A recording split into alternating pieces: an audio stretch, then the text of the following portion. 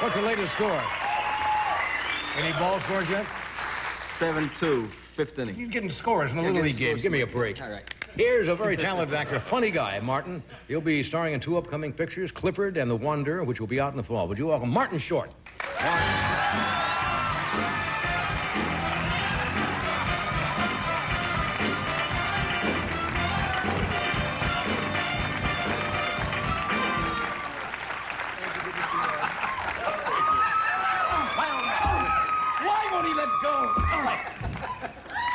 Remembering. And please sit down. Yes. Hello, John. Good to see you, Martin. Good to see you. I am so, I mean, this is cliche. Of course it is. But a story of my career. But I would say this, that I'm so touched to be invited tonight. Are you really? Yes, I am. And listen to me. Even though I was not your first choice, I found out. What are you talking about? No, it's true. It doesn't really bother me because Frank Stallone is such a different type. And I think... You're secure. See, you're secure. I am secure, yeah. Nice to see you. But it's good to see you. When was the first time you were on here? The first time, I was thinking about this today driving here. The first time I was on was with Betty Davis. Yeah, truthfully, Betty came out first, and she'd killed. Right. She'd done the whole, she'd done the plate bit and everything. And, oh, yeah, really? Yeah. Look at the plates, how they stay up in the air. It was unbelievable. And, I couldn't do it. Yeah. And at one point, during a commercial break, I was sitting, because I'd never met you. Next to Betty Davis. I was in between Johnny Carson and Betty Davis. Oh, and Ed. No, I'm kidding. I know, but really, I was sitting between Betty, and it was very exciting, especially since Betty was coming on to me throughout the whole commercial break. See, I never knew that. Yeah. Usually You're so young. She digs you. She's always dug you. How would you be getting a ride home? Tough to turn her down, a legend. Yeah. You can't turn a legend down. A legend, of course you can. But Katharine Hepburn dug you, too, didn't she? She was very delighted to meet me on all levels. It's true, yeah. You ever hear from these people? You ever run into these people you do? Now you do Katharine Hepburn, you do all these people. Well, what happens when you run into them? It's flattery, of course. When I was doing SCTV in Toronto, it was easier because you were in Canada, so the only person you would, run into see a moose occasionally. Yeah. Or Wayne and Schuster, you'd run into, that was no problem. Giselle McKenzie. Maybe Jan Rubisch, That's right. It's not going to be intimidating. David Steinberg, that's about it. Yeah. But then you go down to the States, and so when I first started going out socially and seeing, I was stunned at who was here. Right. I remember going to see, I saw Bon Jovi at an American Film Institute tribute to Kirk Douglas. Yeah. Well, that was, I swear to you. He was upset, though, because he found out that he thought it was a tribute to Kirk Cameron. But the point was, but truthfully, I went to the American Film Institute, Night of 100 Stars 3. Ah. I wasn't around for 1 or 2, and Doug Henning was there. Now, I had done Magician. Yes. Yeah. The Magic of Illusion. That's right. Magic is illusion, and illusion can be magical. This is, and so, and I had done him. Doug was kind of magical himself. Yeah. Oh. He's magical. He has a persona. Oh, well, listen, sure. He levitates, for heaven's sakes. And so, I think the rule of thumb is a guy levitates, there's magic. But I had done him in SCTV, and it was, there was an edge to it. Right. But he came up to me, and that's the drawback, because he came up and said, oh, it's a pleasure to meet you. My friends are getting me a tape. It's wonderful. And I said, so you haven't seen it yet, have you? Okay, then. So bye, Doug. Good to see you. Yeah. And then you meet the true legends, just like you're talking about Cagney. I once did a benefit for Rosemary Clooney. I had to sing. Actually sang at this benefit, and it was at the Dorothy Chandler Pavilion, very exciting, and suddenly I was standing there, and I felt kind of this beside me, and I looked, and it was Bob Hope. Now, this is 1989. Bob Hope. I had never met him. And I stood there for a second. I thought, I got to say something. I can't just let this go. So I finally said, hello, Mr. Hope. I'm Martin Short, and he said, yeah, no, I saw you in that film with Nolte. That was wild. So not only was he talking to me, he actually, knew something that I had done. I love the Hope thing. I love the Hope thing. The whole thing is I wonderful. was so glad he did the Hope thing. Yeah. I was worried that the Hope thing wouldn't happen. You know, and he did it and pulled it off. But, you know... But that was part of the bet. Now, we're going to sing a little later, Martin. now, wait a second. Let me just finish the Hope story. Oh, I'm sorry. Sorry. No. Go ahead. No, and the only thing was that at one point, which is totally true, I was standing beside Bob Hope, and I'm kind of, he talks to me, and finally I get so excited, I just turned to, Melissa Manchester was there, and I said to her, look, it's Bob Hope, and I gave him a low hug like this. I gave him a low kind of hug, and he kind of stiffened, and, you know, because you don't, I think the rule of thumb is you don't hug a legend low. That's right. That's what you said to me earlier. Put that in your comedy file. Never do that. Yeah. We have to leave for a second. Unless you have a... No, that's okay. it. No, I have another Hope thing. Have I done my Hope thing? I don't know. Okay, right here. We'll be right back. Live, crazy.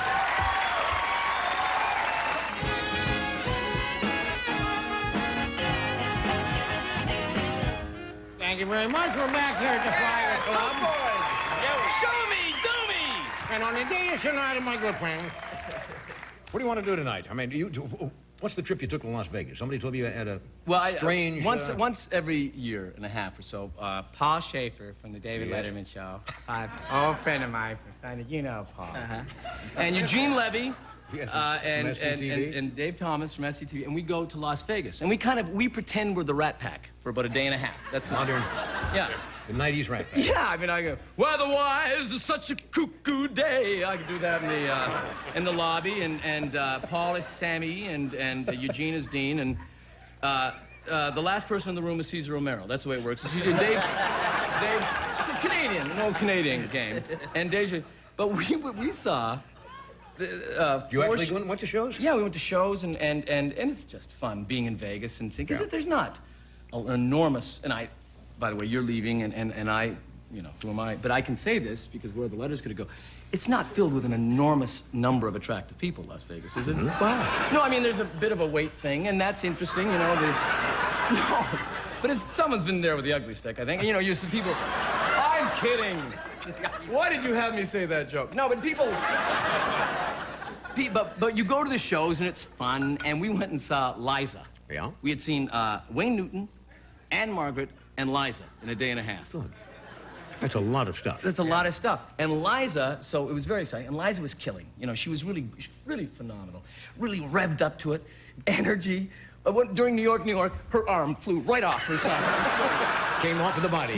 Of the body. I You see. know, this is all true. Of course, that's true. Jack Bauer said. And It's true, pal. this is all. The pal. Without truth, who am I? Yeah. So anyway, at one point in the middle, she does, as they often do in Vegas, she gets a piece of paper and says, "Oh, this is terrific. Are they really out there?" And she's about to introduce us from the stage, and she says, "From SCTV, Dave Thomas and Eugene Levy, they're terrific." And they applaud them. And then they say, "And from the David Letterman Show, one of the greatest pianists in the whole wide world, Paul Schaefer." And they applaud him. And then she kind of gets a little solemn, and she says, now, meanwhile, I've never met Liza. Yeah. So she says, there's someone else out there who's helped me through a lot of stuff. And you... You're going...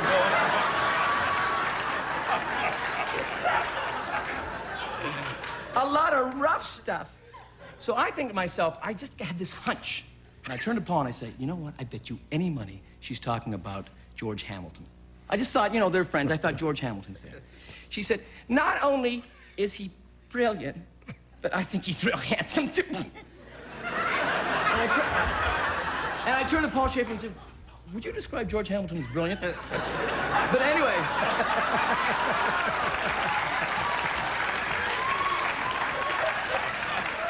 And she said, Mr. Martin Short. And I stood up, and I, you know, did that. And then she said, to even confuse me more, pleasure to meet you. Now... You're helping her all through the rough stuff. Yeah, I said, gee.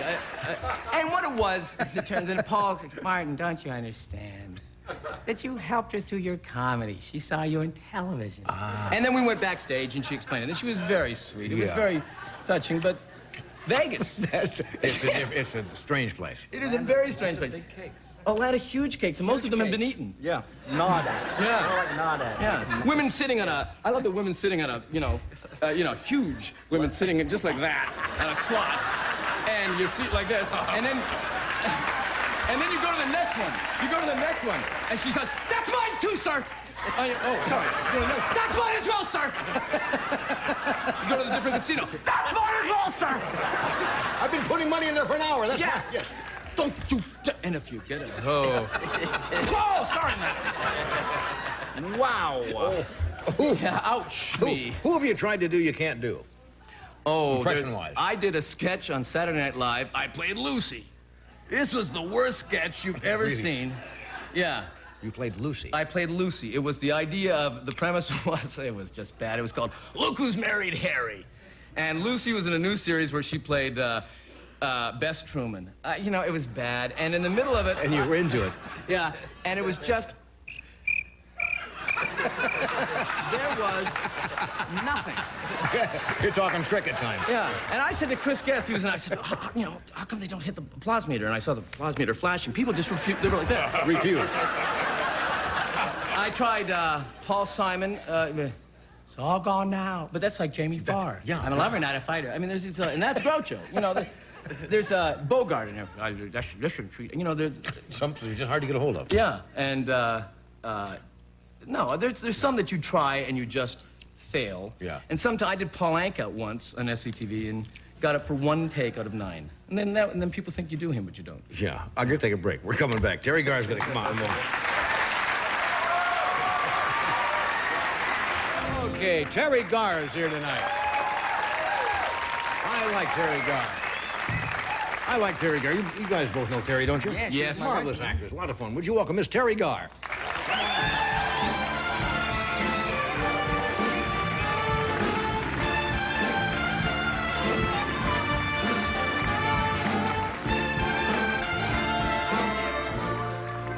Devil, you're talking to a hurt woman here. Yes, yes. You're a real trooper for showing up tonight. I didn't know. I walked into makeup. I saw you sitting there with this big thing wrapped around your knee. I took the thing off my knee. Yeah. Because I thought I'd hide this from the audience. But now that you brought it up, I guess I won't be hiding it from the audience. Well, you were limping anyway, and your I know. ankle is bandaged. So let's clear this up. What happened to you? I fell down a flight of stairs. There's no good story about it. I just slipped and fell down a flight of stairs. But I didn't want to miss coming here to say goodbye. Or someone told me you were going to be leaving this show. Is that true? I heard nothing about that. Yes, Amelia Earhart's missing too, you know.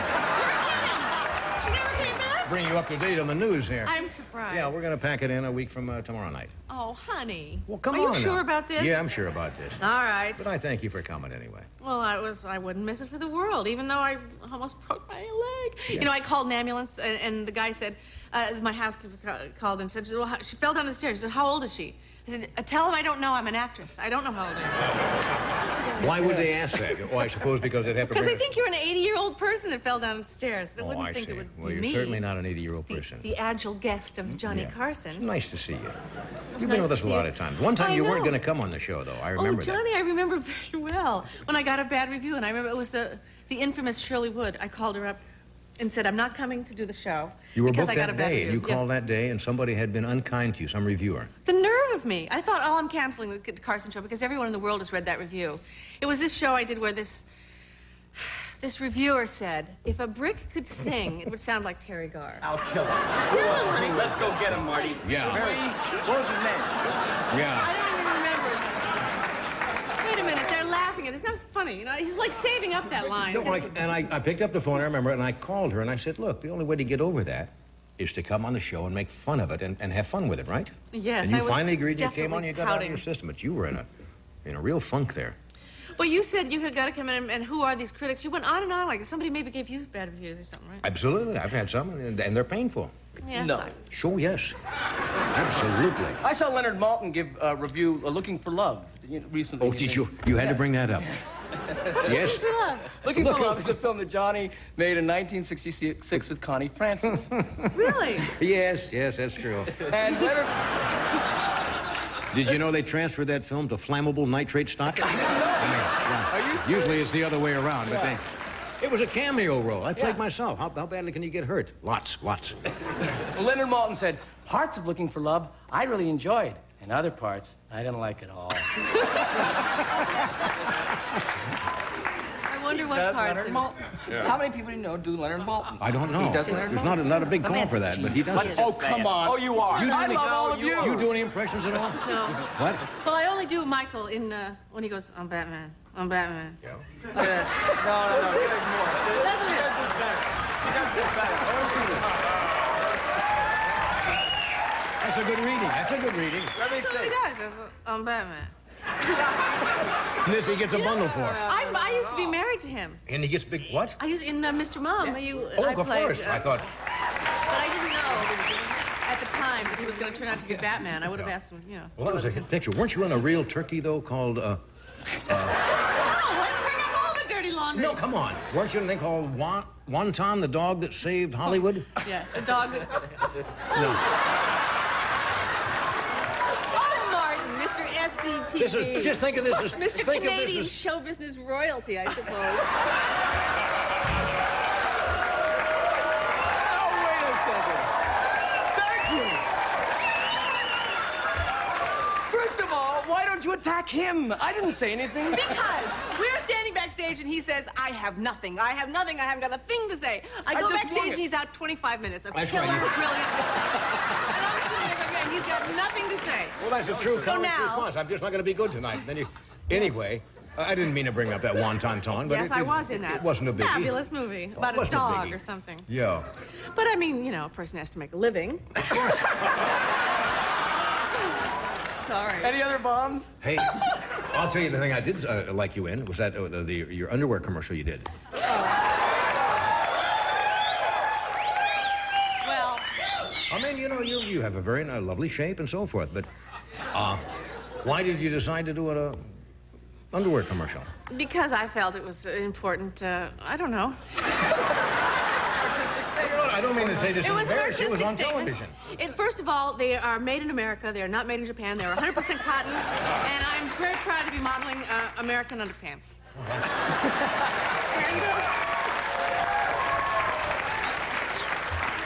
That's all I have to say In other about words, if it. it's been made in Taiwan or something, no deal, huh? Absolutely not. Yeah. No way. Now, do you wear this product? Yes, I'm wearing it now. Would you like to see them? Oh, just Hey, we're married. We can do that. We were married. We kidding. can I'm do going to miss that. this kind of cheap show. So you what? can do blue stuff, and if nobody knows, and it Well, goes this is past... not the McLaughlin Report. What do you want? If you want to go on the McLaughlin, go on the McLaughlin Report. We're here to have fun. Yes, We we don't are. have to get into great, deep social issues. How's your personal life? I remember... we talk about that, Terry. The last time you were here, it was the relationship wasn't going well or something. Well, every time I come on the show, I say, please don't ask me this. You always do. But, I feel like I've had a longer relationship with you than I've had with any other man in my life. Well? Because all the rest of them have fallen by the wayside, and you're always there, you're always here. Yeah. And now, you'll be Yes. gone. Be gone. I'll have to go find you, I fly do. over Well, Malibu or Well, something. I make house calls. You do? But things are going better now, right? Well, I've had my share of bad relationships. Who hasn't? Lots of us have I that. have. Yeah. Well, What? Nothing for me. no, I know. But I know we have a mutual friend that was not... No. We just... No, let's bring it out We now. know some Come on. information. No. We have some information that Yeah. we're not going to... Yeah, okay. So, let's see. I've gone out with some nice guys and some bad guys and some, good-looking guys, some gangsters. I Some didn't gangsters? know. By mistake. Yeah. I didn't find out till later. When did you find out? When I talked to the FBI. That's always a tip-off. That's always a tip-off. We'll be right back. Stay where you are.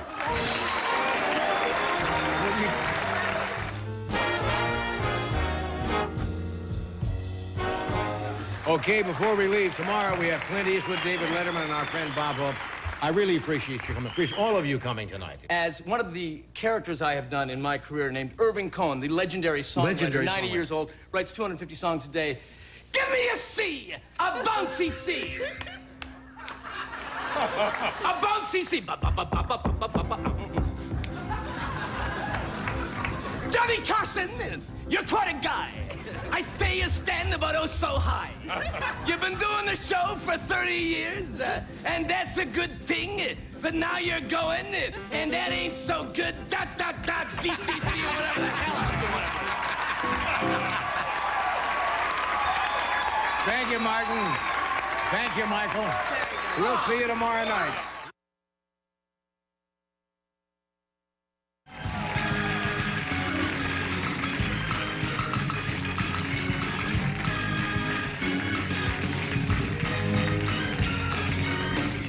Okay, all right.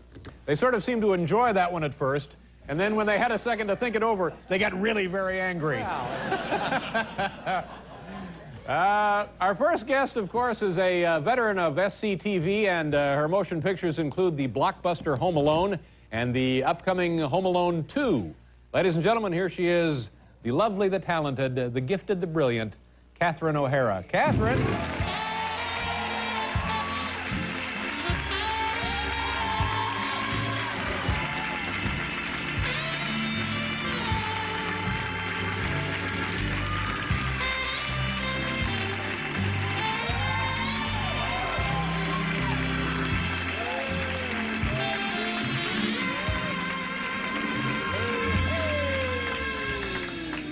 Sir, good to see you. You too, thank you. You look great. Have you lost weight? Have you changed something about yourself? Are you doing something different? Perhaps I got married. Congratulations on being married. Somebody loves me. It's the glow of a newlywed. Is that what it is? Someone who's loved. Yeah, good for you. How long have you been married? Since April 25th. You want to tell us a little bit about the man you're married to, about the circumstances, about the engagement, about the courtship? I'd love to tell you about all of it. Tell us anything. We got engaged on Christmas Day. Gave me a giant box. How long had you known the guy? I've known him for 5 years. I met him on Beetlejuice. He designed the sets. All right. His name's Bo Welch. All right. He designed the sets recently on Batman Big Returns. Batman film, that's right. Yeah, he's great. This guy's got a lot of money, doesn't he? Sure. I don't ever have to work again. Yeah, our families got together for the first time. Came to the wedding in LA. How was that? Was that... It was wonderful. It was beautiful. They all got to meet, and they're all great, and they're all funny and fun. They all got to feel an earthquake the night before the wedding. Oh, gosh. Or 2 nights before my mom and dad, thank God they didn't know what it was. My mom was lying on the bed in the hotel room, and my dad was in a chair. My was, oh, God, Mark, this is one of those vibrating beds. And my dad's in a chair. They got this working, too. And then it was over. And thank God, by the time they realized what That's it was, a conversation my mom could get into. You don't expect me to believe it's an earthquake? How was the big ceremony itself, then? It was wonderful. I, though, must admit that I was an hour late. Now, see, I find this impossible to believe. The one thing disgusting. you don't want to be late for, if anything, you would be like 2 or 3 hours early. You would be so eager and nervous and stuff. No, I was playing hard to get. So I forgot to do that earlier. So I waited to the... No, I don't know what happened. I laid on way too many things to do in the morning before, and my sister Mary Martin, I was my maid of honor. We were getting ready, and how do you start that big day? Do you start the big day with a big pancake breakfast? Is that how you kick it off? Load up. I gotta fill out this dress. No, I went out shopping. I was doing, I went out shopping for food because I invited my 3 sisters over for breakfast. Thought we'd all get our hair and makeup done together. Oh, that's fun. Yeah, that was fun, except it took a long time. And then my sister and I finally got in the car. The wedding was at 2. It was out in Malibu. I was in Hollywood, and which is a long way and a long drive. And we had to pick up my mom and dad in Santa Monica on the way. And we get into this great 59 Cadillac, which we rented, and the driver had told me a few days before, he said, it's going to be really hot and I have no air conditioning. Should I get another car? No, it's okay to look cool. You know? So we get in the car, the wedding's at 2. I said, what time is it? He said, 10 to 2. Oh, Mary, what do we do? What do we do? And she's like, did I take too much time? I said, no, it's okay. What do we do? And then we just thought, let's pray that everyone's okay, that no one's mad at us, because we knew we wouldn't be able to call until we got to the hotel. It was just, and it was so hot in the car. I had a little fan, and we kept trading back and forth. But I was like laid out like this, trying to keep my dress from wrinkling down here. It was just like, just the saddest. We finally get to the wedding, and by that time... How late are you when you show up? More than an hour. I would think it would be over an hour, yeah. The priest had a nap. It was like so sad. And Bo, who wanted to like wait to make an entrance like I got to do, finally I gave up and came out and talked to people. And luckily there was a yard sale going on at the church. So we got some wedding gifts. Very, very nice place. Yeah, this is Actually got a great. wedding gift Yeah, out of is it. there a petting zoo connected with the church as well? Oh, now don't be crass. I'm sorry. We're talking about the house of God. Now, what do people think that the bride has not showed up here for this? They were scared, but then they thought, nah, she's always late. It's okay. Nobody worried about it. No, but then when Bo was outside with Bo, my husband, I keep saying Bo, like you all know Bo. Yeah. He was outside with them, and when they finally saw us showing up, he said, everybody hide. now, like it's a surprise party now. And instead of, making this lovely bridal entrance, my face is just like this, oh, I'm sorry. I'm sorry. And then the ceremony went off as planned, and everybody had a good day. Beautiful. All right, It was beautiful. good for you. Let's do a commercial here. We'll come back with our old friend Catherine O'Hara.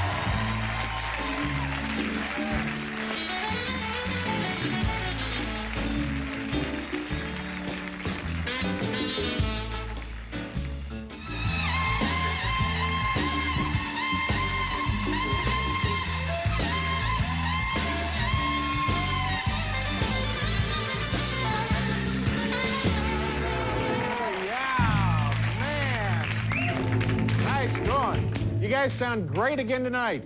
It's amazing. You sound terrific night after night, and then you have the two other guys here, and it's wonderful. Everybody sounds quite nice. Thanks for being here. Oh, knock it off. Catherine O'Hara is here. It occurs to me that this your husband Bo, who is what is the term for what is his title? Production designer. Production designer. That's a lot of work, isn't it? Because is he responsible for conceiving and executing every non-human thing in the movie? Yeah, basically the look of the movie. Yeah. Oh, along with the director. Well, that's far more work than what an actor or an actress like yourself would do, isn't it? I know. It's too awesome. It is. He builds cities. Yeah. And then, so you have the big wedding ceremony, and then you go to Italy. A big honeymoon in Italy. That sounds very Venice, romantic. Positano, Florence, and Rome. And we had a great wedding gift from Tim Burton, actually, who Bo worked with. He gave us a driver in Rome and a private tour of the Vatican. And it was a wonderful thing we had a driver the second 2 days, because the first day Bo and I tried driving in, and it was like the hotel, I swear, was a 1 minute walk away, and we took 2 hours to try to get to it because the streets are just like that. And I had the map, and I'm supposed to navigate. It's the only time we've ever screamed at each other like this. And apparently it's true of all couples who try to drive in Rome together. It was like, where now, where now, where now? And every street is one way. And the president was there, so there are police everywhere saying, go away, go away. And he's going, where now? And I go, I don't know. Where? I don't, now where? It's like, turn there, turn, now where? I'm not from Rome. I'm from Toronto. I never said I was from Rome. They have a little Italy there, but it's not like this. Then we didn't drive. We had this wonderful macho driver, descendant of the gladiators, he said, in a dubbed voice. And we got I think that's what gladiators would be doing these days if there were. They'd be driving limos, sure.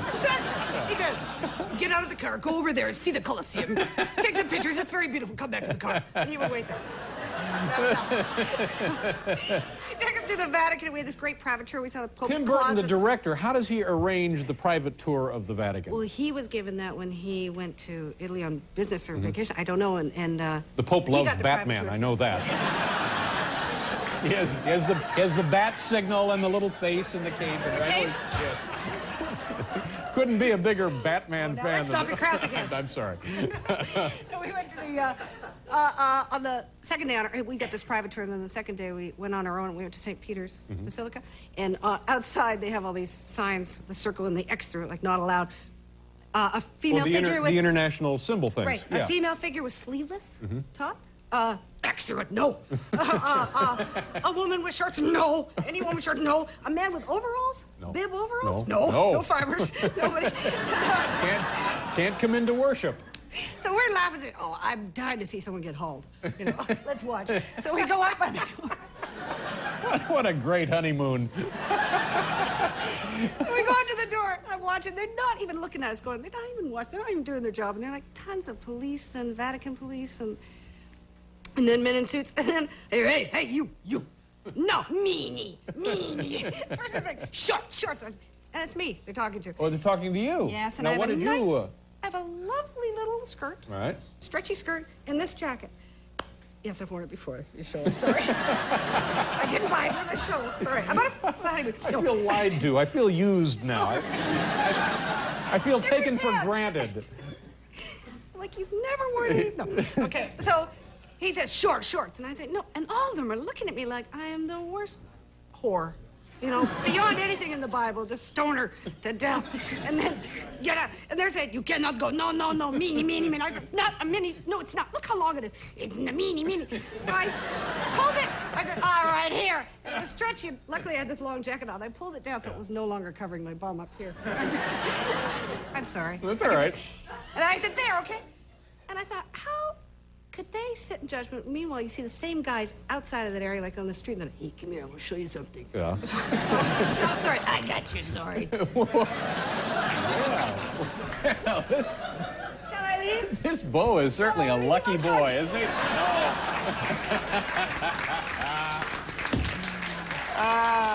Sorry. Yeah, no. You know, it's great to see you. How come you don't come visit a little more often, I'm thinking to myself.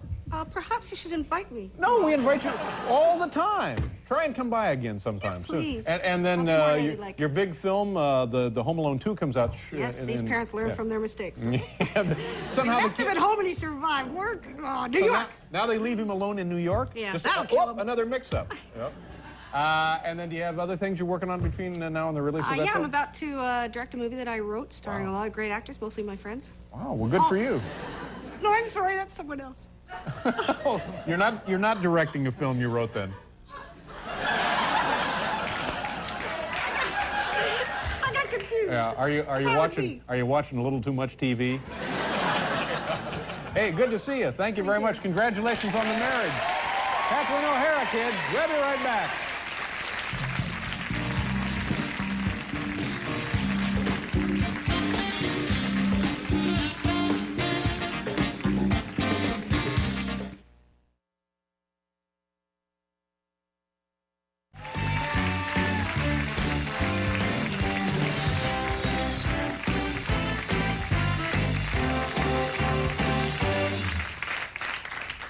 How do you do? Let's bring out our next guest. Let's bring out our first guest and then get on with the big program. Our first guest is one of our favorite Canadian friends.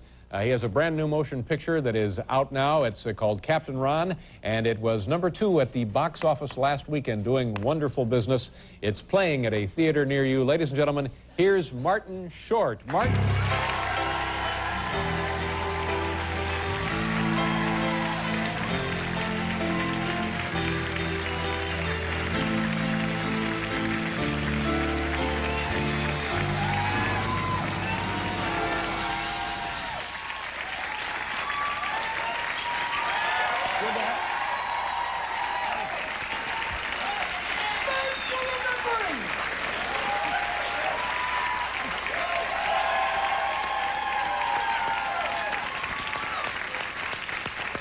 Martin Short, ladies and gentlemen.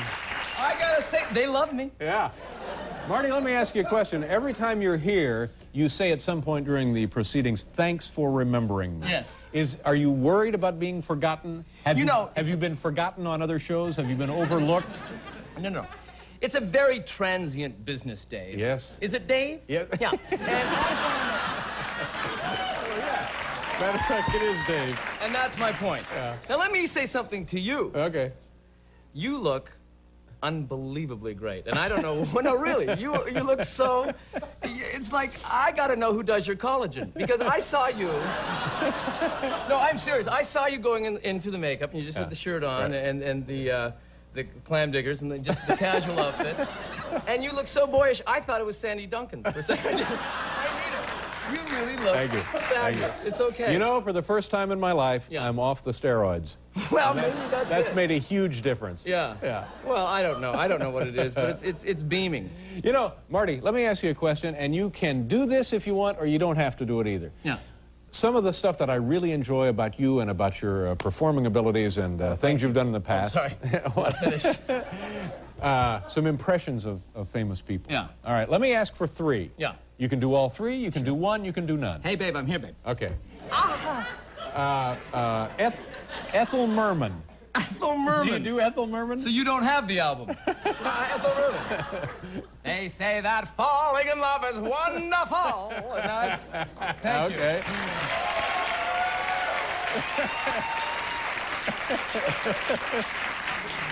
All right. Wonderful. All right, let's go. Let's go to the second round. Sure, I'm ready. Yeah, we're in double jeopardy now. Yeah. Katharine Hepburn. I just don't know what to say, other than it's terribly exciting being here at the David Letterman show. You have such a zest. It's fun to see. Very nice. All right. One more. Yes, sir. My favorite one, and I if you can really heat this up a little bit. If actually, maybe it could be a two-parter. The young, and then kind of the later Jerry Lewis. And if you can, go nuts. All right. Well, as you know, Jerry, when he was young, had a lot of energy. Hey, Dave, how you doing? Gotta get my old tuxedo pressed. Gotta sew a button on my desk.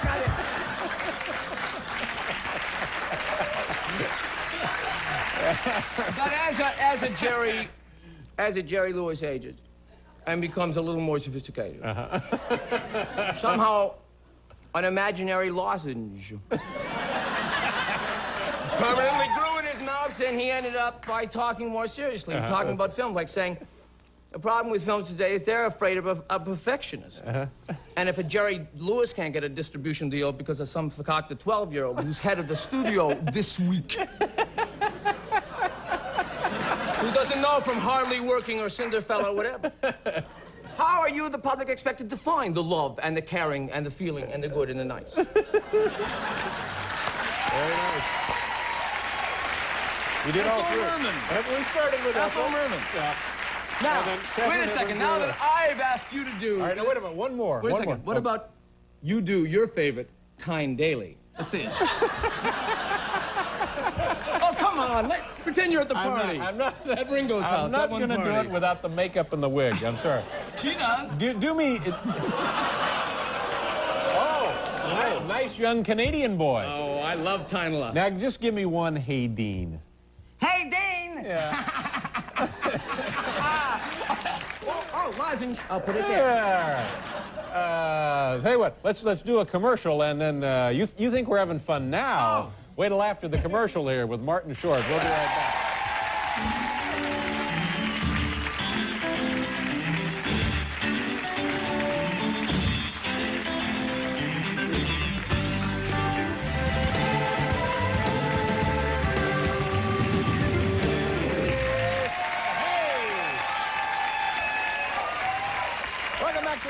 Program, ladies and gentlemen. Martin Short is here. Blake Clark is here. Kamar, the discount magician. You know, you mentioned how I looked, and you were referring to my appearance, and you were kind enough, although I know you were joking. No, I wasn't. You were very, very kind with your remarks. Appeal. Yeah. But I have a photograph of you, and I want you to tell me what the deal is with this picture. No, I brought it on only to prove that it hasn't just been about looks. You know, that it's been a journey that I was a child, and at a time, maybe I had a bit of a weight thing that went away. All right. This is 1963 on the beach in Southampton, Ontario.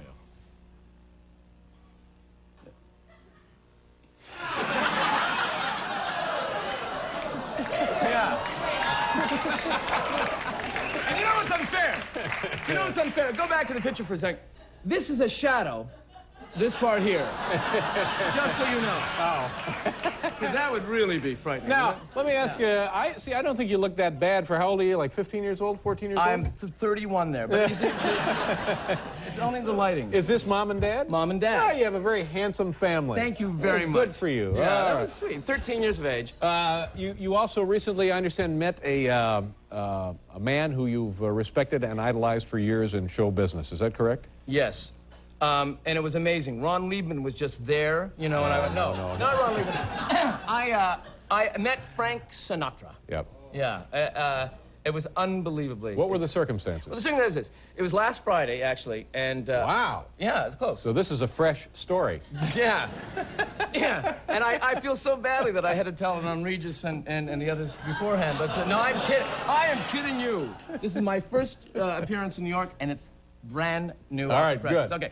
So, it's 2 o'clock last Friday, and Chevy Chase, the comedian, actor, legend phones me and says, "You've got to come with me tonight." He'd been invited to a very hip kind of small party at George Slaughter's house, the producer. Okay, and so, but Janie, his wife, had the flu, and he wanted me to be his... Janie is whose wife, I'm sorry. George or Chevy? I see. Janie Chase. Janie Chase, yes. Okay. And Janie the flu. So would I be Chevy's date? And I said, sure.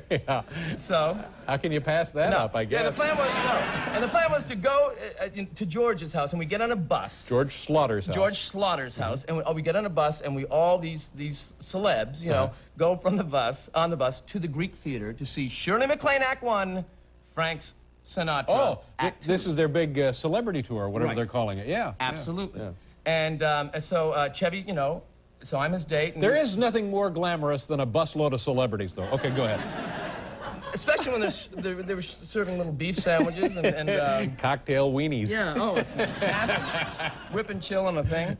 And so, so we drive him, Chevy, you know, and I go, and then on the bus is everyone, you know, Warren and Annette are there. Wow. Dinah Shore, Don Rickles and his wife Barbara. Yeah. Don sees me, I've never met him, he says to me, "One hit, that's all you need, one hit, just one."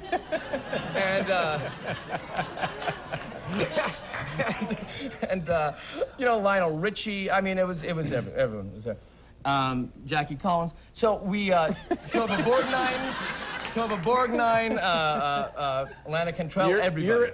Lana Cantrell. You're in heaven then, aren't you? I was pretty excited. So we got there, and Frank was fabulous. "That's why the ladies are trying." You know, brilliant voice, fabulous. So now, cut to, we're at the party at George Slaughter's home, and Dinah Shore says, "Hey, do you want to meet Frank?" And I said, "Sure." And then she took me over to meet Frank Jr., and I said, "That's great, but I'd rather meet the dad." Well, you have to work your way up. I didn't know. Start off easy. And so she took me over to meet Frank, and there was, it was so, I mean, really honest to God, this is like my great idol, and I'm saying there, first of all, I was shocked. Did you know he has blue eyes? Yeah, I do. Yeah, oh, well, I didn't... They call him, you know, they call him old blue eyes. But I thought you told me once that they were hazel, but he wore lenses. No, I never, no, I never, you and I did not have that conversation. We didn't have that conversation. Never, no. Are you sure of that? I'm okay. positive. Well, I'm going to go with you, but I think we did. And so I'm very excited, and I shake his hand, and he has a drink in his hand, and I shake his other hand, and I say, you know, "Mr. Sinatra, you have no idea. You have no clue the extent of the fan I am of yours." Right. And he said, "I think I do."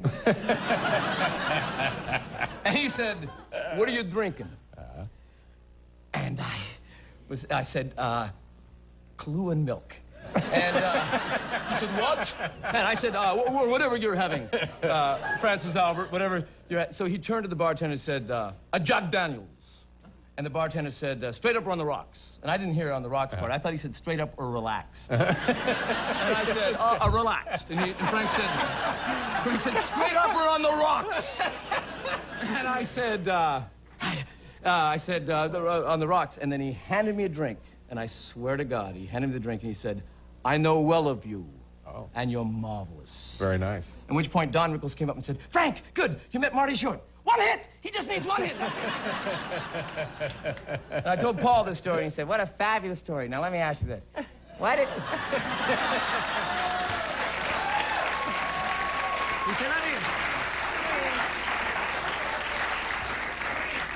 Paul said, "One question. What did Frank really say to you?" Because he didn't believe that he had said, "You don't believe that that happened, do you?" You change a lot of your stories. No, I can believe that he would say that. No, something I changed like that. No, he's going, you know, I have told in the past, I believe on the show, that I once met Richard Burton. And I didn't really meet Richard Burton. I met Shirley MacLaine, but I don't do Shirley MacLaine. So that's what he's thinking. But in this case... That's what I mean. But in this case, it's a valid... Yeah. Well, this works because you do Frank Sinatra, and you actually met him, so it's perfect. Absolutely. Yeah, so that's why I was excited. It must be a huge relief to you tonight knowing that you're not lying.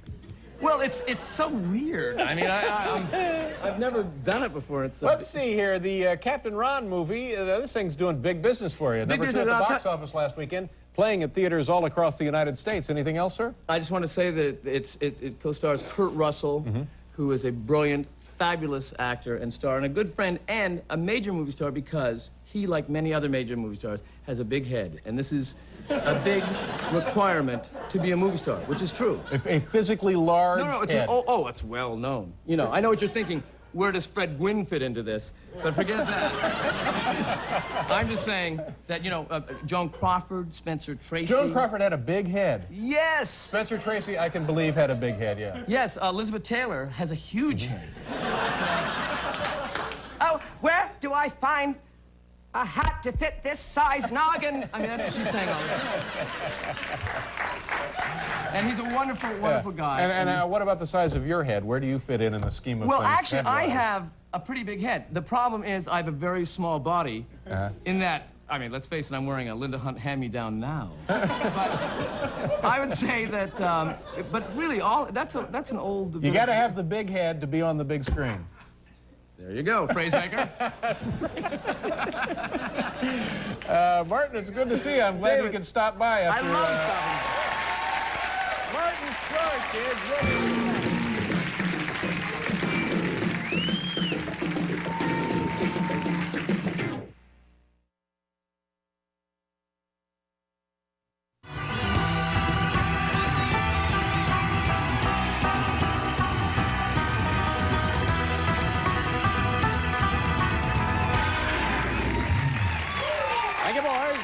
Ladies and gentlemen, welcome to the program. You know, when I was in the audience just before the commercial, out of the corner of my eye, I happened to notice somebody else in the crowd. This is a great night. Celebrity with us Let me just tonight? take a second here to introduce somebody. Ladies and gentlemen, how about a nice hand for Mr. Martin Short? Where are you, Marty? Stand up and take a bow. There he is, Martin Short.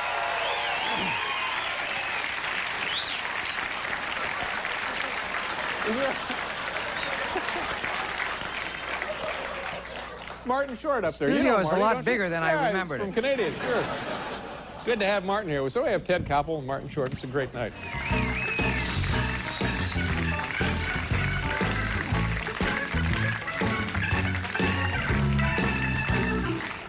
It's a great night, isn't it, Paul? It's like the old Ed Sullivan show. Oh, man. The audience is packed with stars. Stars dropping in all the time. Man, couldn't be anybody more in the audience. Paul, did you go see the, I'm sorry, what did you say? There couldn't be more celebrities with us. It's impossible.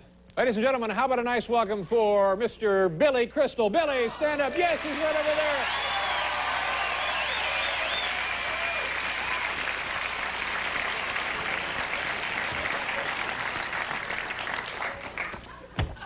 You know, this is one of those things, just as I'm really starting to enjoy it, I can sense others are tiring of it. But believe me, we got a long way to go. And I, for one, couldn't be happier. How about a nice welcome for Siskel and Ebert, ladies and gentlemen, right over there.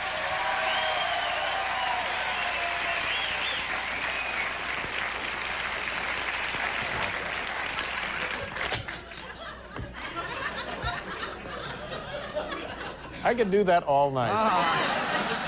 I have a feeling you may. Yes, I had. Our first guest on the program tonight starred as Macaulay Culkin's mother in the highest-grossing comedy film in the history of motion pictures. The sequel to that blockbuster, Home Alone 2, Lost in New York, opens on Friday. Ladies and gentlemen, please welcome back the very wealthy Catherine O'Hara. Catherine.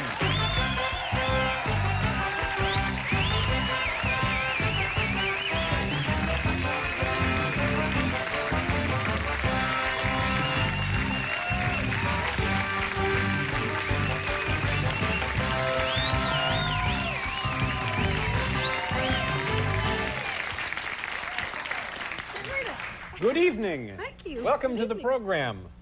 Oh, thank you. There, I say thank you. Yeah. Sorry. Congratulations on everything. Oh, thanks. Yeah. Thanks. When is the big sequel coming out? Soon, eh? Yeah, next Friday. Have you 20th. seen the movie? Yes, I did. Are you happy with it? Yes, I am. It's Yeah. very good. But it's very similar to the first, but that's okay, isn't it? Oh, yeah, that's okay. Yeah. Because everyone loved it. People know us now, and they want to see what happens to us. Yeah. And they want to see the burglars get it again. And it's the same burglars, the same kid. The cast yeah. is entirely the same. That's right. No, Brenda Fricker's new, and Tim Curry Rob Schneider. Oh, yeah, these are the people who work in the hotel. Yeah, yeah. And the stunts are great. They've really topped the stunts from the first movie. Yeah. Is it stunt heavy? Because sometimes too many stunts can ruin a film. No, it's just that perfect mix. Perfect mix. Family story, a bit of, you know, romance somewhere. And stunts. And stunts. Yeah. And when you were filming this, some of it was done here in New York City about a year ago, is that right? Yeah. And when you were here, I can remember there was talk of Michael Jackson coming to visit Macaulay Culkin while you guys were filming on the streets. Did you get to meet Michael Jackson? Were you a part of that? You know what? They were having a rehearsal one day for the whole family, all the kids and everybody, using the Real House in Chicago. This was in Chicago, not New York. The Real House that they used, you know, for location. And it was where the family runs out and gets into the vans, like we did in the first movie. And I had to work that night. I was the only one in the cast who had to actually shoot this night we were having the rehearsal. So I was like, for 3 hours, just scrapping with the producers and Chris Columbus. I don't want to go. I don't want to go. Please, I'm the only one working tonight. Don't make me go to rehearsal, please. We did this before. How different is it going to be? We're going to run out of the house and get in the vans. We did it before, didn't we? In the first movie? So you're too big to rehearse, is what you're saying, eh? I didn't use those words, David. No, I scrapped like a commoner. And so they finally, Chris said, okay, you are the only one working tonight. I'll let you out of it. And Michael Jackson showed up at rehearsal. See? There you go. And one of the kids, Devin, who plays Buzz, was videotaping him, and he let him do that, and at least we think he let him do it. And Michael Jackson and Macaulay were apparently dancing, like Ring Around the Rosie, kind of dancing for the others. And Michael Jackson asked to use a bathroom. And Chris Columbus took him up to the door of the house where, you know, the people, and they've been like swamped with tourists all year, so they don't, or the last 2 years, so well, they there's don't like actually us. people living in that house. I see. Well, it's a real house in a real neighborhood, yeah. Well, you know, we build the sets on stage, but we use the exterior, you know. And they've been bothered by crew members and cast members trying to use the bathroom. It was like, no. And he went up to the door and said, somebody has to use the bathroom. No. He goes, are you sure? And he brought Michael Jackson into view. Yes, please leave it there for us.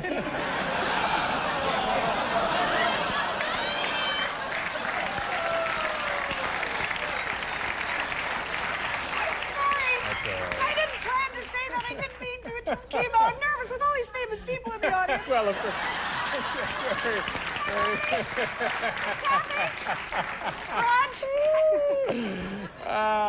Don't you have any normal people in the audience? Oh yeah, we have a wonderful crowd. But just tonight, some special people. I'm sorry. I've been doing a press junket, and I just have no control. Tell me what that is like. I have a little bit of an idea. Do you go to one place and everybody from the west side of the country comes in, and you go to another place, everybody from the east side of the country comes in? Well, no, they have sort of one spot, and they bring everyone there. And on one day, it's all print, and they have round robins, they call them, with big tables with about 12 writers, and you know, John Hughes, Chris Columbus, Macaulay, Daniel Stern and I rotated from table to table. You do print interviews. And then... Well, that sounds kind of demeaning. Like you all just kind of stand up and move over one? Is that what it is? Last time there was a bell. Ding, ding, ding, and you rotate. At least this time somebody from Fox will come over. Now it's time to move. Now, why... Let me ask you a couple of questions here, but why are they so concerned about promoting this movie? Because it automatically will do at least half the business the one did a couple of years ago. Or twice. Yeah. No, I don't think they want to assume that. You know, I think they have to promote it. Yeah, but this last movie made like $275 million. Yeah. No, they have to promote it. Okay, now the other question is... I'm sorry. No, I was just going to say, and then we do a day, the next day is all video interviews, and we did 35 videotaped interviews, one after the other.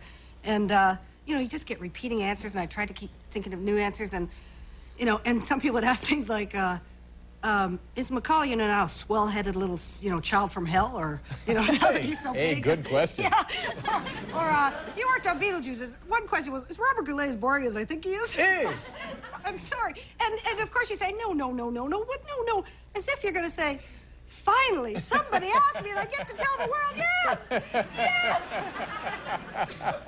Yeah, I was wondering, do you get really good questions from some people, or does it tend to be, after a while, the same kind of stuff? No, they're, actually, the people were all really nice, and if you just sort of relax and think, this is somebody who's coming in here and having to be enthusiastic to talk to me, the least I can do is have a real conversation with them, so... Well, keep that in mind tonight. To meet lots of people.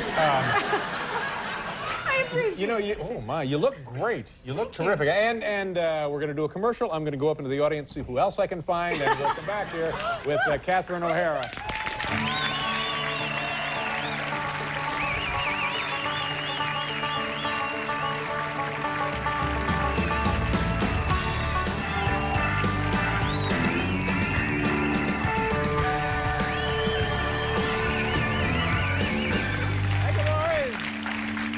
Catherine O'Hara is with us tonight, ladies and gentlemen, and Louis Anderson will be out in a couple of minutes. How about a nice hand for Tony Danza in our studio audience, ladies and gentlemen?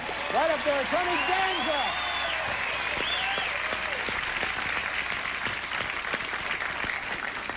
Now I am nervous.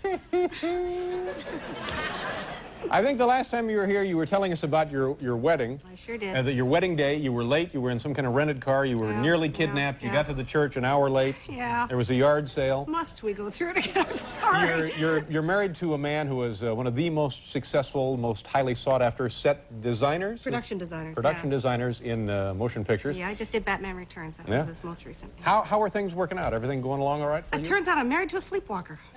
Wow! Oh, the first time he did, sleep talker too. And the first time he did it, he's talking to me. I'm in a deep sleep, and all of a sudden he's sitting up and talking to me, and I wake up, oh, I'm sorry. What did I miss? he's got his eyes open, and he's looking at me, and he's talking about it's not really me. I said, you know, kind of started hold here. Yeah. I'm sorry, I'm not really awake, but what? And then he laughs, and he goes, back out.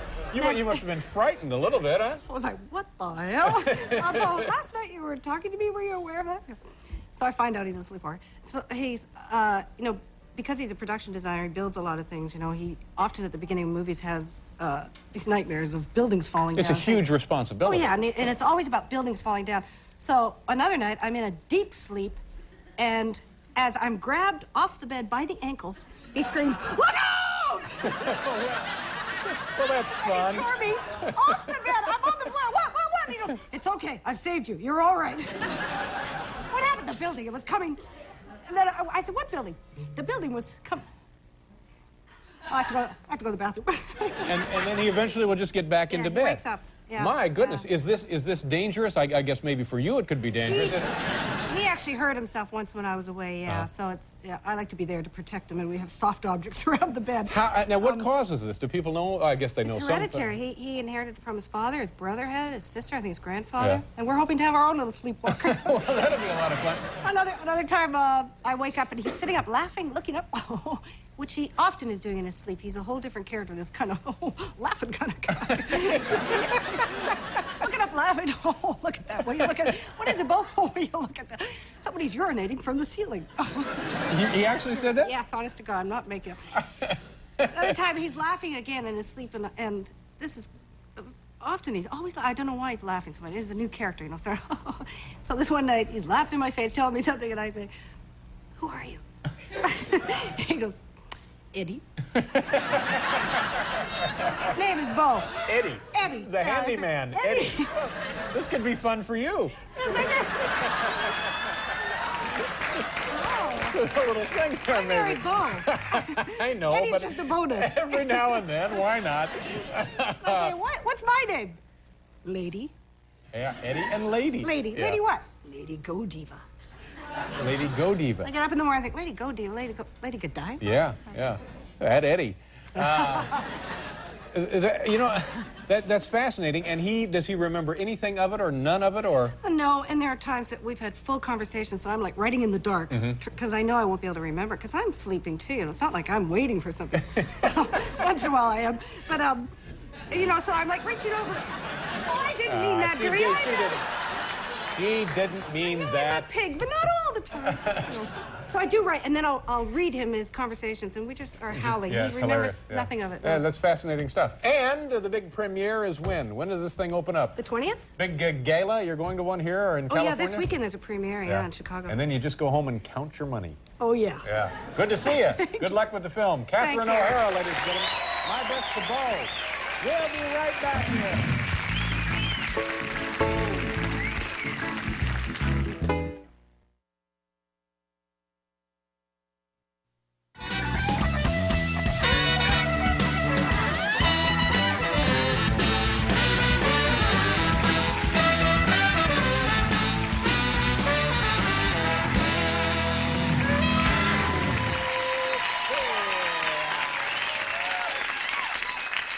And then there was my mother's best friend, Lois Thompson.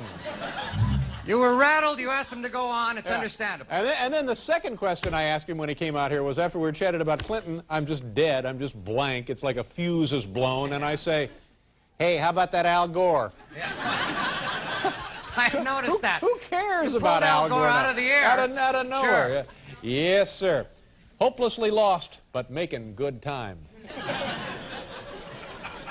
Our next guest is an alumna of SCTV and is currently starring in My Favorite Year. Oh, I love that show with Ray Walston as the Martian. That was my favorite Martian. What? That would have been my favorite Martian. This is my favorite year. A different thing. Yes, Jerry Benson, our grocer.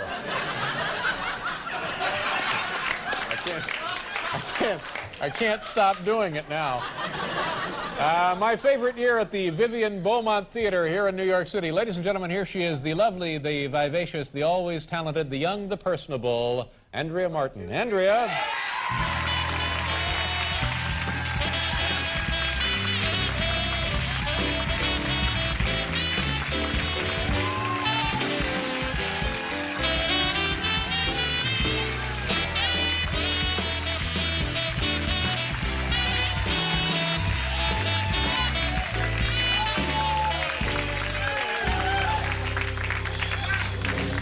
Hey, how you doing? I'm doing good. You know, Good to see you. Thank you. It's nice to see you, too. Thank you very It's nice much. to see Paul. I was out in the green room, and Mr. Cronkite came by, and they introduced me to him. I really understand what you're saying. And I said, hello, my name is Andrea Martin, not thinking, of course, that he would know me at all. He said, I really enjoyed watching you all those years from Canada. And I know how you feel, because I actually would... Thank you very much. Just, I kind of, you know, like too sickeningly overwhelmed, you know, just like too emotional. But I was out there kind of thinking about what I was going to say, and then I saw him on camera and just immediately relaxed. So I know what you're saying, but he was really laughing at everything you did, and it was a great conversation he was that you very, did. very gracious. Very. There's a term in the world of sports for what I did tonight with Walter Cronkite. What is that I called? choked. Well, you didn't come across like that Oh, anyway. It was great. That's it was very really charitable good. of you. Nice to see you. Welcome Thank to you. New York City and the big show. How long has the show been going on? It's been, let me see, I've been here since September. I'm leading the life of a very independent single person here. Congratulations. Yeah, Is thank you. that desirable for you? Is that something you're interested in? You have a family, don't you? You have Well, I kids and- haven't thought about them for 3 months. Now, the hell with them. No, that's not true. They were here at Thanksgiving, but you know, I'm not, you know, normally I go to bed at 10 o'clock at night and get up at 6 and make peanut butter sandwiches. Last night I gave a cast party. Wow. How many people in the cast of My Favorite Year? 31 people, 32 people, Yeah. and they all brought dates. I was alone, okay? And gave a party, and I've never given a party in an apartment. It was pretty fascinating to have 60 people in a few Wow. rooms. And I had actually people helping out, and I took about an hour and a half to get ready. Now, when you say people helping out, you mean you caterers, that kind of thing? People, 3 butlers, young boys maids? that I picked up. Three young That's who were helping out. They were there to service me in any way I wanted. I'm kidding. Why would I even? I don't know. I don't know. So you're getting ready I come for on, the party. I'm getting ready. I go out to them, and it takes me an hour and a half. I'm getting all ready, and it's a big event. And I honestly went out to the kitchen, and I said to them, "Is there anything I can help you with?" And they said, "Everything's under control. Why don't you go get changed?" Mm-hmm.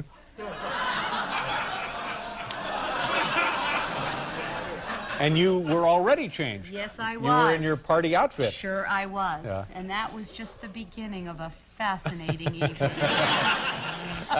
There's a gypsy party, you know. There's a piano's rolled out, and Everybody performs. everybody performs. It's tough. I don't really know how to do that kind of thing. You know, I did a movie a couple of years ago called Stepping Out with Liza Minnelli, and I remember every Friday night she would... Every Friday night, she would, this is a Sutton Place in Toronto, every Friday night she'd have a party in her hotel room, and she'd get up and sing, you know, you got to ring them bells, and she'd be doing just a medley of songs, I swear to you, you know. She'd be out there, somewhere, and she'd be doing all these songs, and then Ellen Green was in it, she'd get up and sing, and Carol Woods Coleman, this great, wonderful black singer, yeah, you're leaving me, and she'd get up there, she'd be down on the knees, and Liza would always say to me every Friday, Andrea, do a couple of bits from SCPF, whatever. You're beautiful, baby. I love you. And I think you're terrific. And I'd be in the corner, realized, because I don't have any bits or anything No, to do. but you could certainly hold your own with those people. You could not to diminish their accomplishments, but to suggest that you certainly are equally talented. Yes, but I don't have a whole repertoire. Yeah, but you could get up and sing. You could get up and do it. What are you gonna do? You can. Well, this is what I was doing last night. I actually brought this with me. This is so sick. I'm by the Christmas tree. Tim Curry got up and sang beautifully, and Lainey Kazan got up and sang, and I know, you know, at any moment they're going to say, "Get up there, Andrea, do some bits from SCLO," and whatever. And I'm by the Christmas tree. I swear to you. And this was an ornament that was given to me. It's a chicken. Okay. Oh. And I'm thinking, what can I know? It's really pretty. Classy Thank party. you. Yeah. And I'm by the Purdue tree. was there or what? I'm by the tree, and I'm looking at the ornaments, thinking, what can I use as a prop? Yeah. You know, can I do like some? So at one point, I can't do this. No, here do with it. Walter You've Cronkite. taken us this far. I'll tell you what. You're kidding. Right now? No, you're very lucky because we'll do a commercial, and you'll be able to get your momentum and your courage up, and then we'll come back and you'll do it when we come back. All right, we'll be back here with Andrea Martin.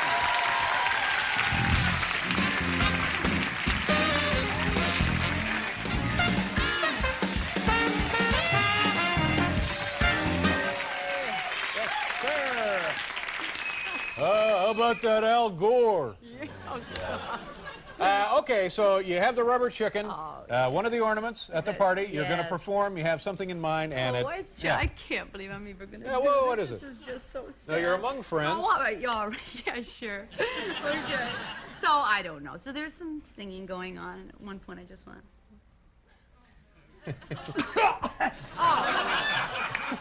I had some wings a little bit earlier. So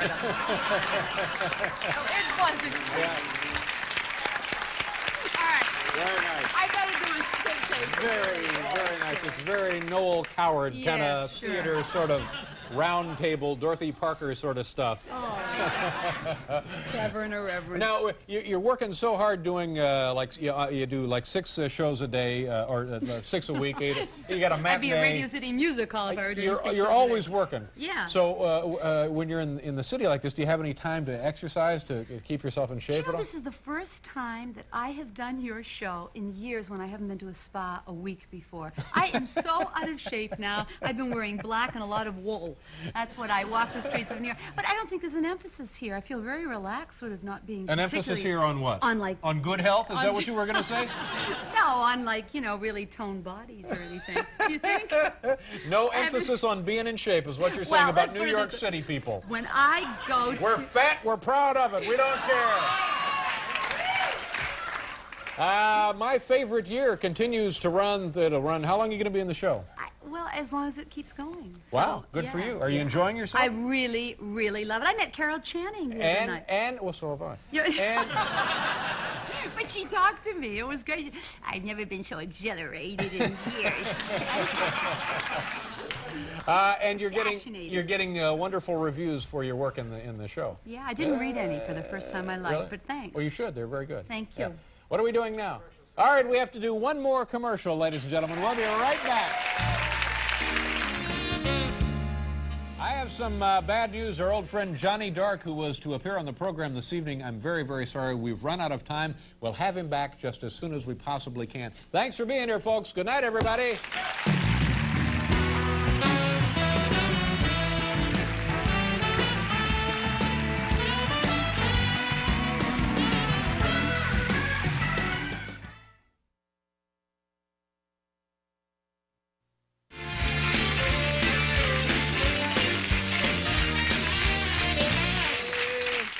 Okay.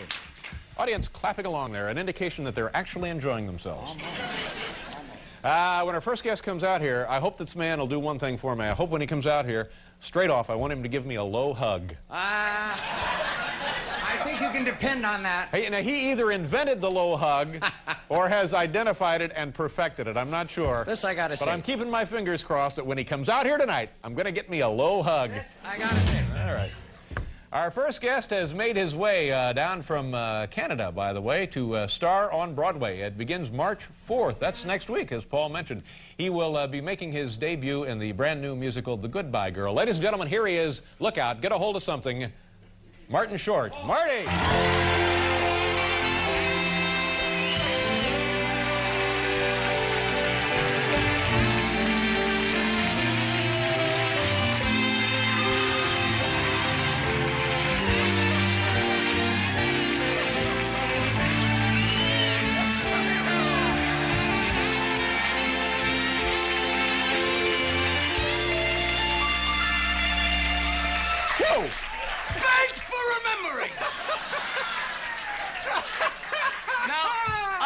low hug, and I heard a pop.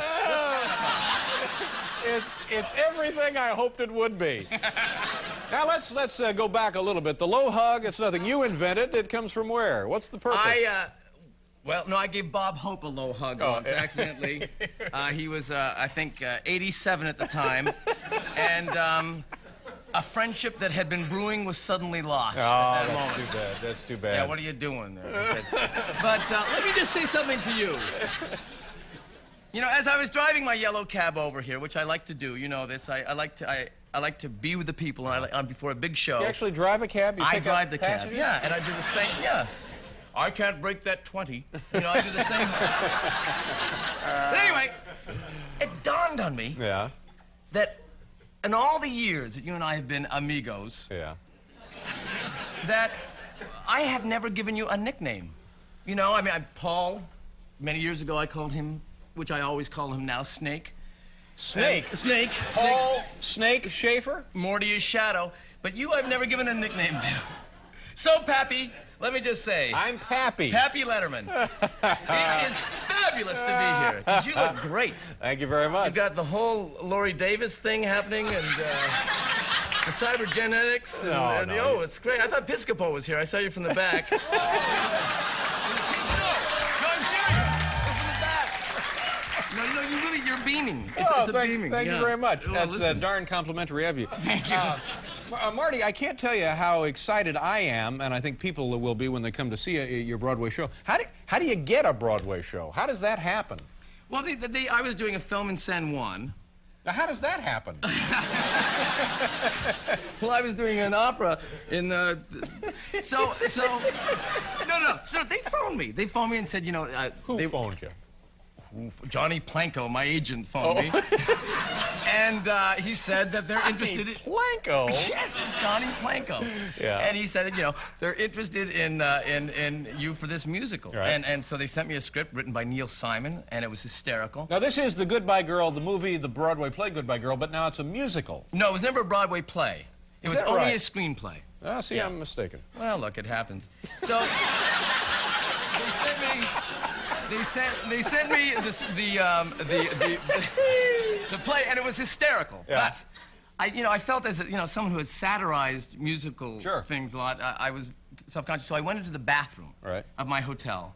And for an hour, I made up songs that I thought could be in the show. Every possible lyric that might pertain to the script. Yeah, I was standing there going, the goodbye girl is standing there. The goodbye girl with auburn hair. She waves goodbye. I simply sigh the goodbye. And I said, I can't do this show.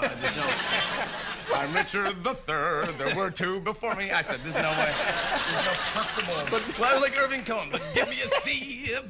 And so but then I got, then I met with Marvin Hamlish and David Zippel. Oh, so he does the music for the thing. Yeah, and it's a brilliant score. And of because course what I recall of the movie, Richard Dreyfuss won an Academy Award for his part in the film, and it was Sandy Duncan. No, it was Sandy. Who was the Marsha Mason. Marsha Mason, exactly. And it seemed like a really intense part for Richard Dreyfuss, or maybe that's just the way he was in those days. Yeah, I think you're right, because I can't remember. No, it was a comedy. You're not getting enough lecithin. Yeah. No, it was a comedy. Yeah, more or less, but it was one of those. Yeah. But they offered to me. They didn't know I could sing. Yeah. So I flew to New York and I sang for them. What was the audition? I sang a song from the show. What was the song? I think I can play this part. It's called. Let's hear it. You ready? Boys, here we go. Pick it up. 1, 2. Come on, Marty. Knock us out. I think I can play this part. And they said yes. I mean, they were just floored. No, I'm not gonna give away the big March 4th opening. I belted it out. They were impressed. Yeah. So then, that was it. Do you have time for just a couple of impressions before we go to commercial? Where am I going? Frank Sinatra. Pappy. What? Frank Sinatra. You pick the era. Frank Sinatra around trying to be really hip, 1974. All right, here we go. All right. I shot the sheriff. However, I did not shoot the deputy. Ding dong, ding dong. Yeah!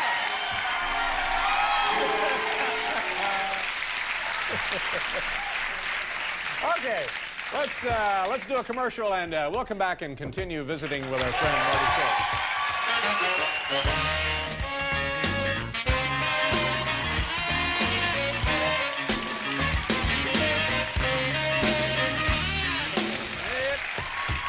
Short is here, boys and girls. I love him. Tom Jones will be out later, and Robert Rodriguez. Have you heard about that? That's an amazing story to me. Yes, and I hear it's $7,000. $7,000. And it proves what I felt about the motion pictures all along. What's that? What we're just trying to do here is tell a good story.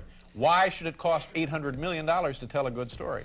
Pappy, I think you speak for so many people when you say this whole thing. You know, it's when you get when you get going on a roll like I like to call it a thought roll. Yeah, it hasn't happened in 11 years. What bugs me is you know, it's never written down fast enough. Hey, how about another impression? Oh, listen, I'm here. Let's see. By the way, I have no act and don't do impressions. I mean, just to clarify that. No, that's not true. You've made a comfortable living doing impressions on television programs. Yeah, but that was with makeup and editing. But go ahead. Let's see. I'm torn here. I'll give you an easy one. You want a fictional character or a real-life character? It's all right, your Lucille Ball. The late Lucille Ball. Yeah. Gary, get me my clutch bag. Hurry. No. What? I don't do Lucy. I never did Lucy. And then she would always say to Vivian, well, help me, girl. She'd do that. I don't know. Yeah, all right. I don't do Lucy. Let's talk about a bit about your family. This has got to represent some kind of a cultural transition for them, and they're moving from Canada down to New York for the big play. How about the kids? How about the wife? You happy about this? Well, I mean, it's an unbelievable transition, and New York is a tricky thing. You know, it's a great town, though, buddy. I'm telling you, it's a great town. Listen, I love the town.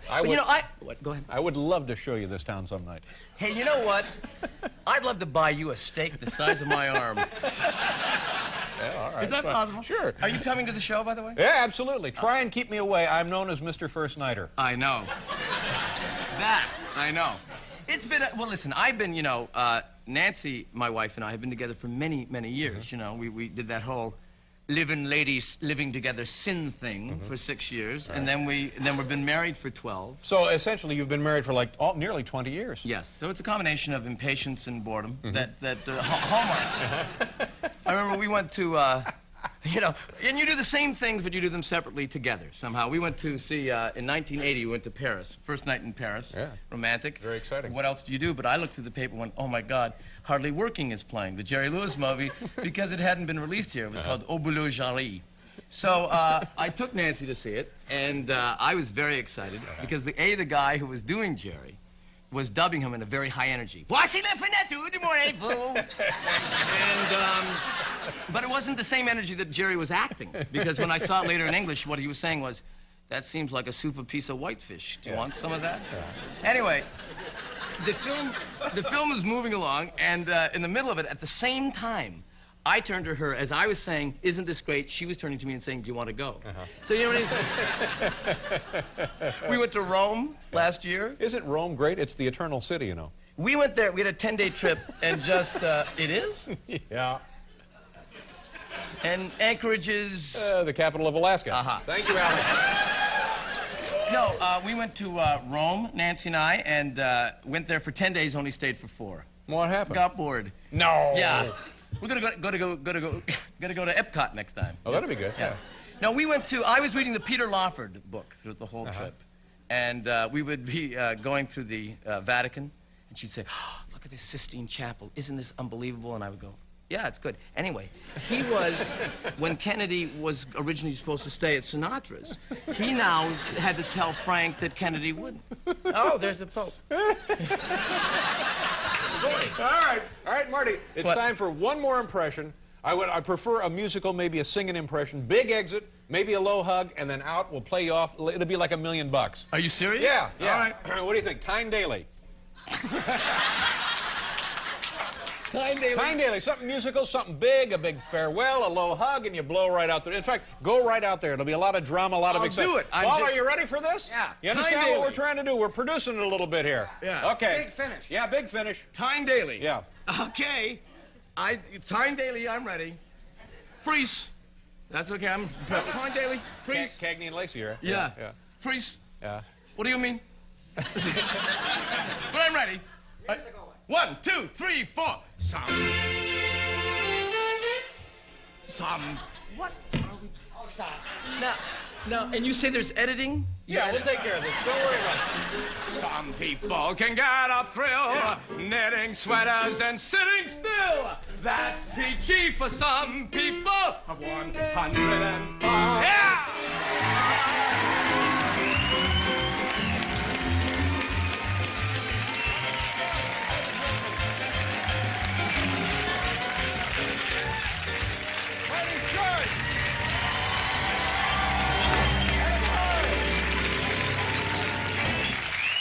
Yes, sir!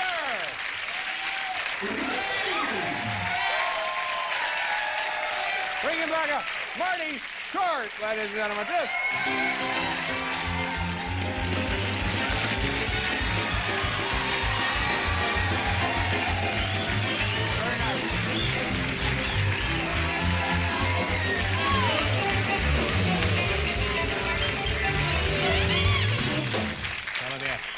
I'm telling you, that's show business or as good as we can do tonight.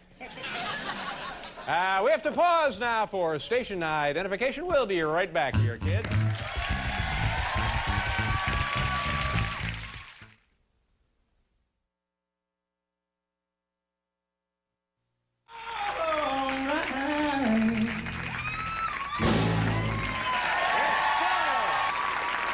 Our next guest is an alumna of SCTV, and in addition to that, like I was saying earlier, has starred in both the blockbuster Home Alone movies, Home Alone 1, Yes? which did like $400 billion in ticket sales. At least. And then Hey, We're Home Alone Again, which did, you know, like triple the first movie.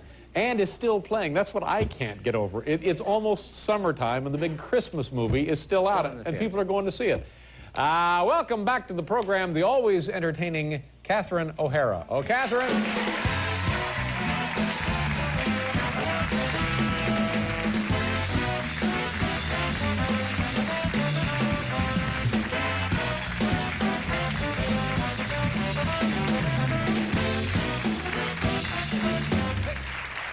Hey, ho.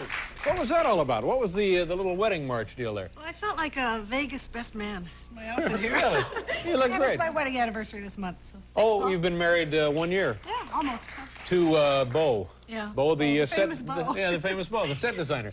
The guy who did the Batman deal. He's the one who made Batman fly. No, he's not. Yes, he did. So really, he made Batman Oh, fly? yes. I didn't realize that. I thought he built the yes. sets. No, he did the whole thing. Now, Catherine, you're lying, aren't you? I don't lie. How are you? Fine, and you? Good. Welcome to the show. What brings you to New York City? Actually, Bo, the famous Bo, the new Fang, I guess you'd call him. Who had the husband they called Fang? Am I Phyllis right? Diller. Oh, thank you. Okay. Yeah. Not either. Or no, Okay, anyway. Gene Kirkpatrick. I'm sorry. That's right. Yeah. He's working on a movie here, so I came to. What is the film? It's called Wolf. With Jack Nicholson? Movie. Yeah, Jack another Nicholson, big one. Michelle This Pfeiffer, guy's yeah, hot, yeah. isn't he? Yeah. Yeah. Oh, yeah. So when you come to town, where do you stay? Do you have an apartment here? Actually, we stayed at the lovely Hotel Hell last week. The Hotel Hell? You know, the fashionable Hotel Hell, Upper East Side Hotel. We checked into the dimmest, depressing room and a long, long hallway with a closet and a mini bar and a hot plate, which they called a kitchen. In front of that was a big, big brown stain on the floor. Ew. Yeah, looked like somebody had cooked up and eaten some bad meat, which their body rejected on the spot. Oh. Okay, so we walk in the room just. It sounds like it might have been one of those room service autopsies you hear about. They never offered us that while we were there. No, and so I phone up and say, this room's a little unwelcoming with there's stains. I'm sorry, there's nothing else. No, nothing else, nothing else, no. And I said, well, it's got big brown stains. Please, there's something, please, something else. So they phone back up. We'll show you a room on the 8th floor. So we go up there, and Bo, the famous Bo, and this manager are talking. And I look over, and there's a stretch of like 6 feet of wall beside the couch. And I look, and I see either a big mouse or a small rat run along the wall. Oh. Yeah. George would have been frightened, but not me. I laughed. And I started laughing. I said, excuse me, I think I just saw a mouse run by. No, you couldn't have seen that. Yeah. Bo, do I see mice wherever I go? No, I don't. This was real. I saw this mouse. So they show us, we said, no, thanks, not to this room. So the next day they put us in another room that had, it was junior suite, and it wasn't like what we hoped for a month stay, you know, and it had like a closet 1.5 feet wide, and they said, we'll get you a clothes rack, and, you know, but it was bright. Somebody else had actually stayed in it before, so, you know. The fun is kind of going out of the project at this point, staying in a hotel. Yeah, I just felt like princess wife or something, like making a big thing out of the hotel, but it was kind of sad. And then they send us this clothes rack, and I move a chair a few inches, and there's a used, shall we say, prophylactic on the floor. Wow. Thank you. So then they send us up a bottle of champagne. Yeah. Like, no, you misunderstand. Something to celebrate, Miss Lara? No. Would you please send somebody from housekeeping? So, like, as a reward for finding it, they send you the... how does that work? Congratulations! A moment to remember. We've had it there for a month and nobody's seen. Was this, this must have been the Hilton you're staying in, right? I ain't saying. Or the Sheraton? I ain't saying. Was it the Marriott? I ain't saying. Times Square Motor Hotel? I'm not saying. Stadium Motor Lodge? That's it. Are you in more comfortable accommodations now? Yes, we're in a lovely hotel now. Let's talk about this movie. Is it true Home Alone 2 is still playing some places? That's what they say. Wow. Not in the lovely Saskatoon, where I went to be have dinner with the Hates, the Home Alone gang again. You know, what was that? My sister is running a charity in Saskatoon. Good for her. Lovely city, Saskatoon is in Saskatchewan. It's the capital of Saskatchewan. Very good. Yeah. A western province, right? Yeah. Well, you know you're Vancouver, so you know you're Saskatoon. Well, get me a bottle of champagne and a rubber. Now you've gone too far. I felt one of us had to. All right, so you're up there. Your sister is doing charity work. Charity, so she's trying to make some money, and she actually thought I might help her, so she auctioned off, have dinner, go see Home Alone 2, or what you call it? Hey, we're back. Hey, we're Home Alone again. Home Alone again. Yeah. Go see Home Alone 2 and have dinner with the mother of with the Home Alone mom. Yeah, the Home Alone mom. So a few kids bought tickets, and so this kid and his brother and his sister and a good friend, I took them out. Well, it was supposed to be dinner, but the movie was closing that day. And they were showing another movie at night, so we had to make a movie and lunch. So it's not playing everywhere. Not at that theater anymore. And that was in January. So we went to the movie. These kids, so cute. Picked them up in a limo at their homes. How old are the kids? They're like 9 and 7, and I asked them what grades they were in, but I forgot to ask what Home age. Alone fanatics. No. No. No, Oh, no. just very polite children who were willing to humor me. Oh. Very sweet. We're driving around Saskatoon. We got a limo for them, and I picked them up, and their parents said, "Don't lose them." Yeah. But wouldn't that be something if something happened and then you're separated and the next thing you know, you had the kids one son. The kids are in Denver. Let's see. We need to, Catherine, do a commercial, and then we'll be right back here. Catherine, we're out of time. And if you're going to be in the city for a while, come back again. Okay. I always enjoy chatting with you, and so my best to your husband, Bo. Thank you. Catherine O'Hara, ladies and gentlemen. We're out of time. We'll see you tomorrow night.